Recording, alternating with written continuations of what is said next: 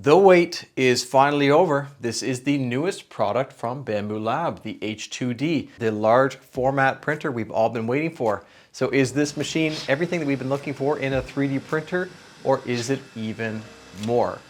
Spoiler alert, it's actually more. It's a lot more. So I want to get this thing out of the box, show you how it came packed, then we'll have a good look around and I'll tell you exactly what I mean. So stick around.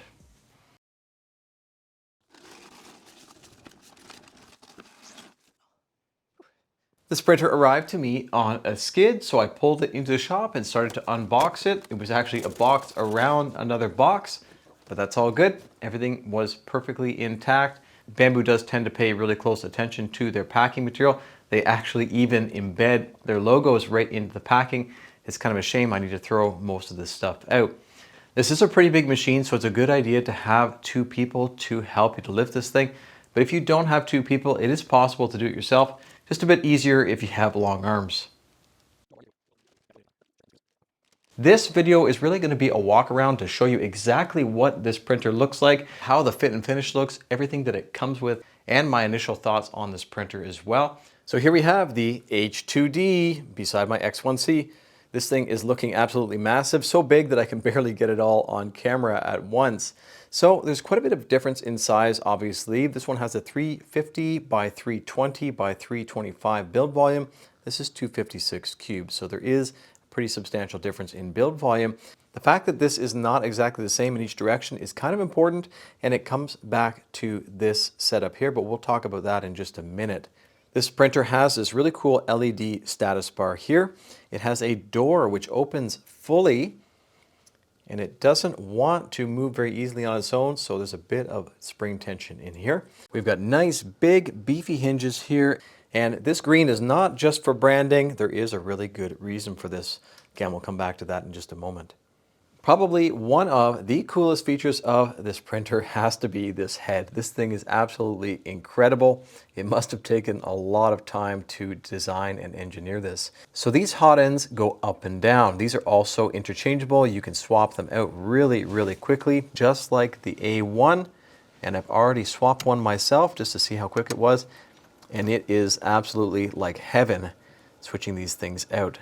Now you can't mix a 0.2 nozzle with a 0.4, you should have the same size in here, so there is a little bit of a limitation there. There's also a servo motor inside of here rather than a stepper motor, and the benefit is that the servo motor can be monitored to see how much force is required to extrude the filament, and that helps to identify problems. There is no manual calibration required on this printer, although I think you could probably do it if you wanted to. There is a flow calibration at the very beginning of the cycle, and then there's a constant monitoring using eddy current to find out what the pressure is inside of the nozzle, and then it compensates for it during the print. And I'm pretty sure that's exactly how the A1 does it as well. So these nozzles in this setup allow a whole bunch of extra features to become available. We can now print in multi-material. We can also hook up an AMS to this one, and we can hook an AMS up to this one as well. And they can have different materials switching back and forth between them. And what I read was we can hook up to 4 AMS2 Pros or AMSs to this machine, and an additional 8 high temperature AMSs as well. So that is a total of 24 different types of filament that we can have feeding into this machine. I don't think I'll have enough room in my shop to do that, but at least the option's available if you need it. When this nozzle or hot end is not active, this little piece comes over and covers up the nozzle to prevent any oozing. When this one goes up and it's not active, this shifts over. Under here we have a nozzle cam and also an LED light, so this is all going to be really well lit, unlike most printers. There are also micro LiDAR cameras integrated into here too. It has a door alarm letting you know when the door is open. It has a flapper on the top here which will automatically open up for ventilation, and it also has a flapper on the very back, which is really cool too. But here in the back it has multi-stage filtration. We have a fine particle separator, then a HEPA filter, and then finally a carbon filter as well. Just like the X1C, which has 3 Z screws, this one has 3 Z screws as well. And I believe, even though I haven't flipped it upside down yet, that it is still driven off of one motor. The bed on this printer heats up way faster than I was expecting. This might be the fastest bed heating that I've actually experienced.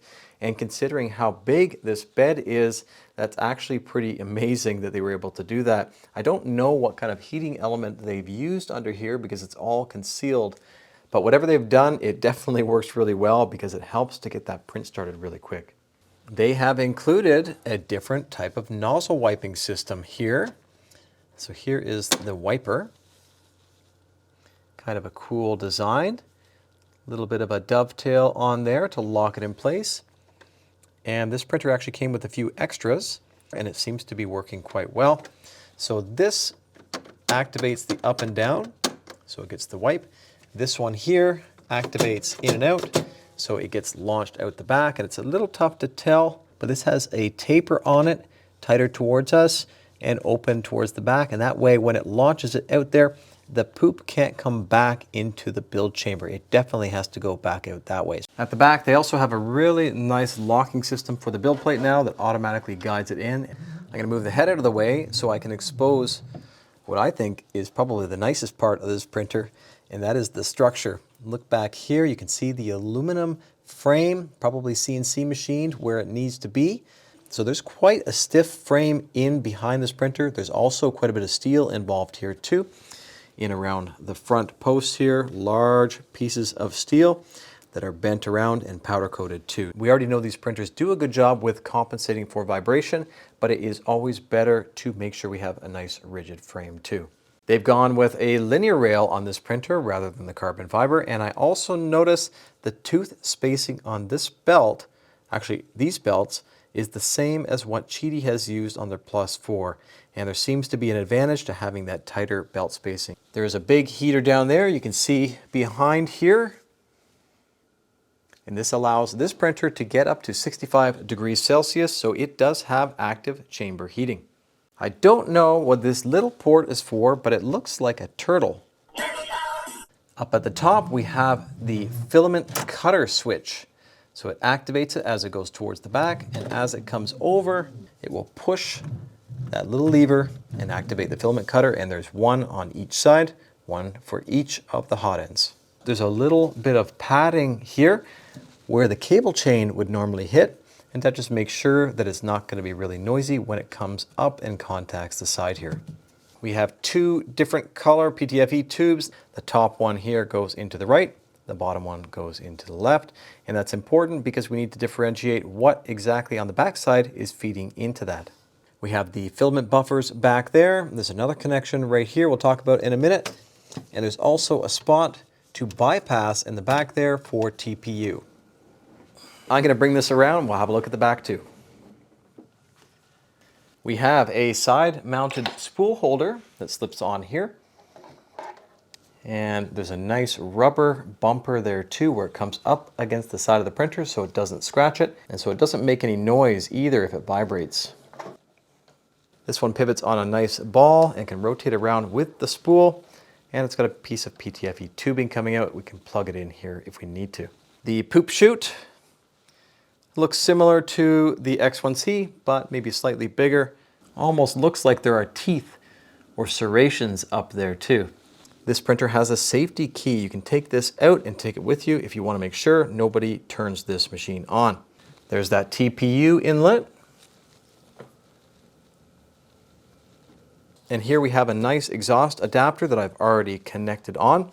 And inside here are flaps. So these open up as needed for the different circulation requirements on the inside. And that's important for a few features of this printer. It's a bit tough to tell from this angle, but the X1C did not have any windows in the sides.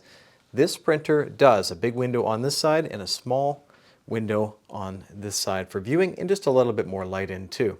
You can see there's a really nice fit and finish on everything, just like their other printers where everything fit really nicely, really nice quality of parts as well. This printer is no different. Everything is just a perfect fit, just like you would expect it. They've also improved the AMS. So this is the AMS 2 Pro. You can see down here, there's a little bit of a difference. And we have the ability to release the PTFE tubing from the outside. On the original one, that was not the case. This one also plugs in. And it looks very similar to the original AMS, but there are quite a few very subtle changes, but important changes. The bottom is completely open now. They've been able to remove this divider, and this now is completely accessible. So as these wear down, or if there ever is a problem, it's super easy to replace that. These guys here look very similar to the original. Here's the original, this feed mechanism, and this one has a much more square acrylic or polycarbonate piece. This one more rounded, has a little piece that makes it easy to remove the PTFE tubing, whereas this one did not have that either. So this AMS does the things that the other AMS did, except for it does way more than that. It is not just an AMS, it is also a dryer. We need to wrap the filament spool like that, because this dryer is also going to rotate that filament to make sure it's properly dried around the entirety of it. And on the little humidity sensor gauge we can press, and now we can start the drying. I've got PLA for 6 hours. You can press start. Checking drying presets, checking intake, checking vent. And the dryer is on. And the really cool thing about this is that this has an automatic system for opening and closing the vents. That means no intervention from us. No need to open little plugs. Once this is all dried inside, it's going to remain dry. The only caveat to that is we will need to open this back up and refeed the filament back in, but you can see there is desiccant back there. And this is something that I've specifically asked filament dryer companies to do, to have some sort of automatic system for opening and closing vents. So Bambu has gone ahead and done it. Nice work. Talking about AMS, we have this one here. These are single units. These are high temperature versions of the AMS. So they have the same kind of internal structure, but these can go up to 85 degrees Celsius. They also have a nice digital readout. And at the back, we have a bypass for something like a flexible to make sure there's less resistance to feeding it to the printer. The relative humidity is able to get below 10%, which is actually really nice. Most of my other filament dryers, they max out at 10% or min out at 10%. There's also some desiccant at the back here. If I feed this material in, this is Bambu filament, and I'm pretty sure it needs to be from Bambu.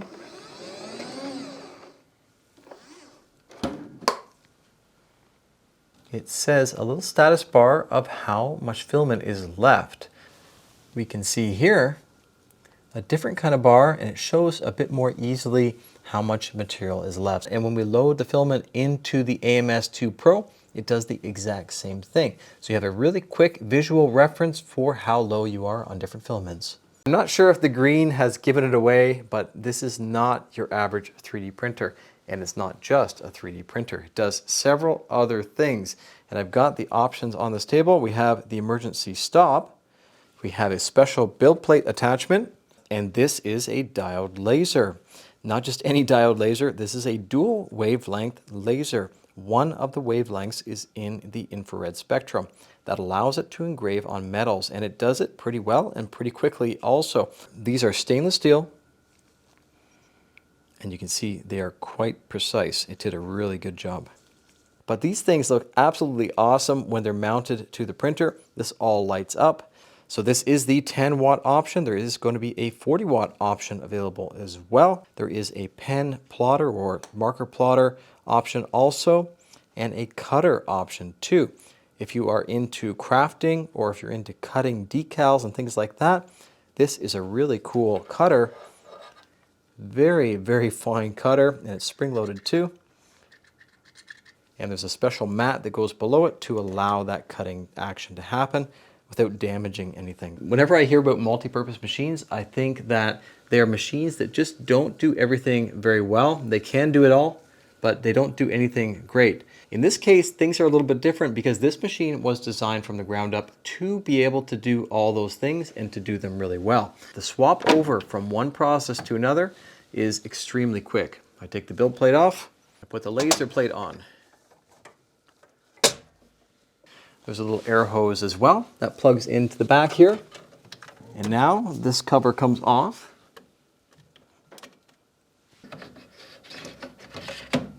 Goes into place locks down. Also, there's a wire here that I need to plug in. Goes right over the top. Normally the printer is a little bit lower, but I was able to get it there. Gets installed right there. The cable goes around to the back, right where that little key was. If you get good at this, it probably take you half a minute. With me, I had to get this installed, so it took me about a minute and a half or so. Very quick swap over, and it's very quick to change it back to.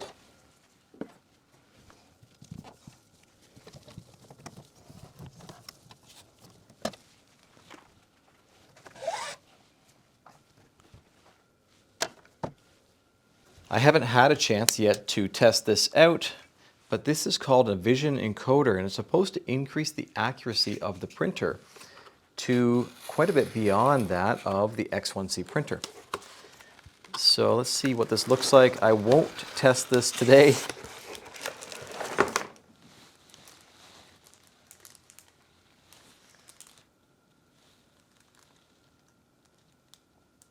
As far as I know, this is an option that you can buy to increase the accuracy and performance of your printer, but it's not necessarily a requirement because the printer is already pretty accurate.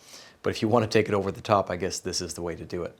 Pretty cool. We'll definitely need to test that out in the full review video. So the plan is to have a full review finished in about a week or a little bit less if I can get it done sooner. So far, so good with this machine though. It did work right out of the box, just like my X1C. It was a piece of cake to get working, and that also includes the laser module. That worked really easily too. For the test prints that I've made so far, the print quality is superior to anything that I've ever made, but I still have quite a few test prints to make to complete the testing, and I'd really like to throw some more challenging prints at it too to see how it performs with the most difficult prints as well. There's no doubt that this is an impressive machine and it is packed with features, and I was not expecting it to be so much more than a 3D printer and to be able to engrave metals as well. If you have some questions about the machine, please write them down there below and I'll try and get back to you ASAP. I'm also thinking about doing a live stream for this printer, so let me know if you're interested in that and I will set a date for that too. If you like what you see and you want to help support this channel, I will have links down there below. At the time of making this video, this printer is available as a 3D printer and AMS 2 Pro combo, or the H2D full laser combo, which is the one that I have. I don't have the pricing yet myself, unfortunately, so hopefully the price is right. Just keep in mind that the full review is still coming, or if it's already finished, I will put the link up above there. A big thanks to Bambu for sending this incredible machine out to me to test out. I'm extremely fortunate to be able to be one of the first to test this printer out and show what it can do. I hope you enjoyed the video and found it helpful, and thank you to my wonderful patrons for helping to support this channel. Take care, and we will see you on the next one.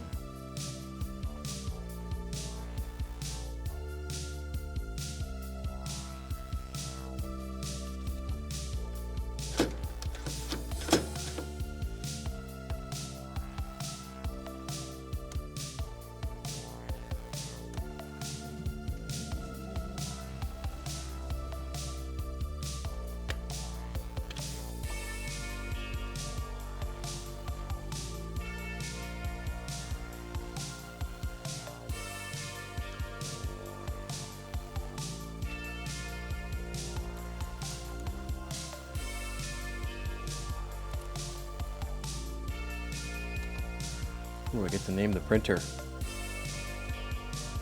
Okay, let's make it something cool. Took me a bit longer to figure out a cool and appropriate name. I came up with the Chimera. Very cool.